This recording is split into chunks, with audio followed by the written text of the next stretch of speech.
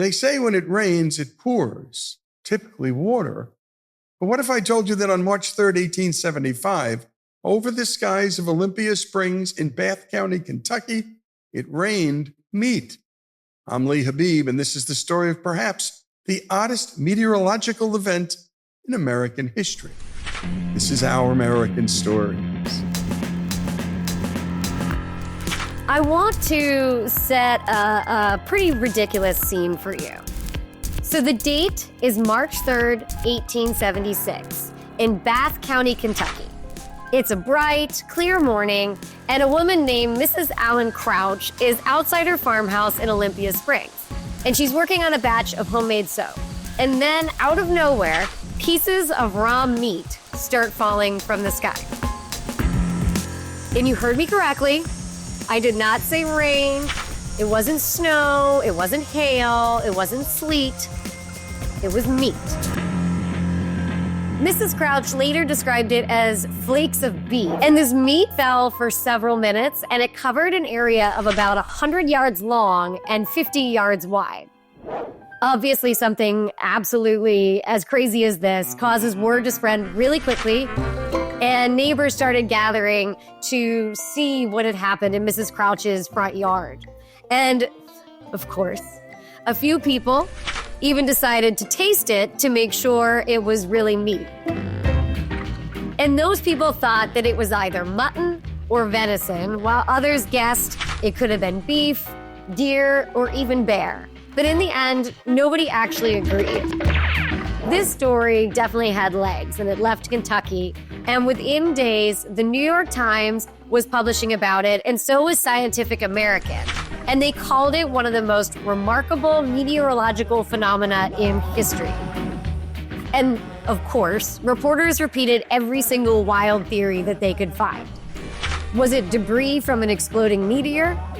Meat from some unknown aerial animal? And a lot of people thought maybe it was a divine sign. Now, not sure what that sign would be, but some people definitely went there.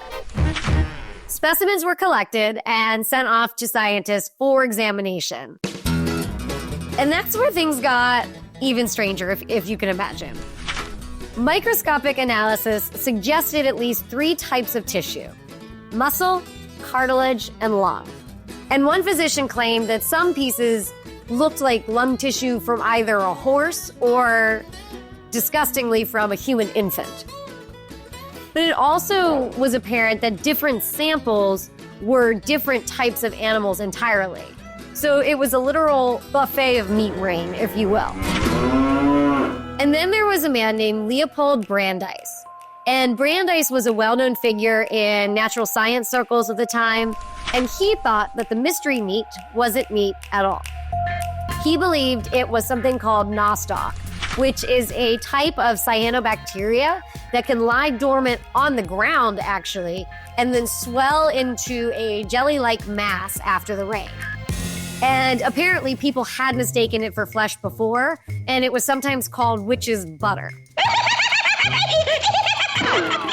But the problem was that it hadn't rained a drop that day in Bath County. The sky was clear from morning to night. So there wouldn't have been any reason for this dormant cyanobacteria to swell up and simulate meat rain. So whatever fell on Mrs. Crouch's yard didn't come from the ground. Or did it? Because another professor, a Transylvanian professor, Kurt Godey, thought it was a weather phenomenon called upspout, where it literally would pick up small animals from the ground and move them around. And this led to the explanation that most scientists still favor today. And that comes from Dr. L.D. Kastenbein's vulture theory.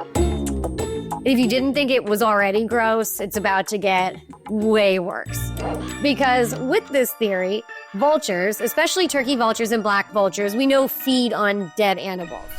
But they have this charming defense mechanism, which is when they're startled or they're needing to take off quickly, they projectile vomit whatever's in their stomach.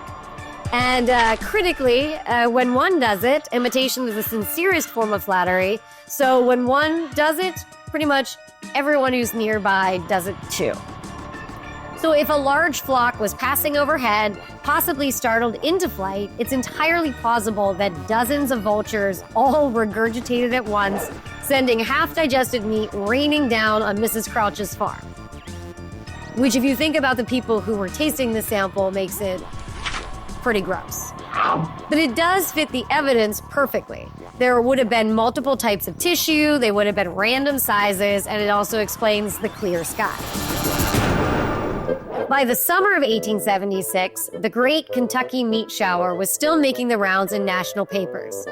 Scientific American revisited the story, leaning heavily on this vulture theory. The New York Times ran follow-ups, delighting readers with all of those grisly rumors.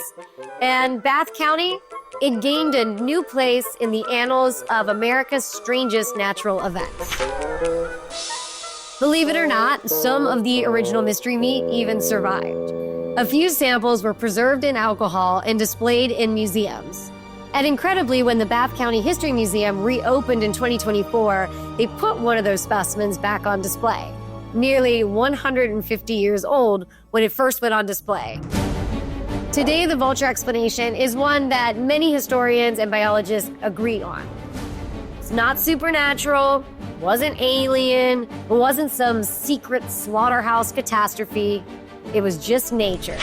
Messy, unpredictable, and sometimes flat out gross. It's also a reminder that history doesn't have to be boring. It doesn't have to just be dates and battles. Sometimes it's the bizarre little moments that no one sees coming. The ones that make you stop and wonder what on earth just happened. And sometimes the answer is simply vultures having a very bad day.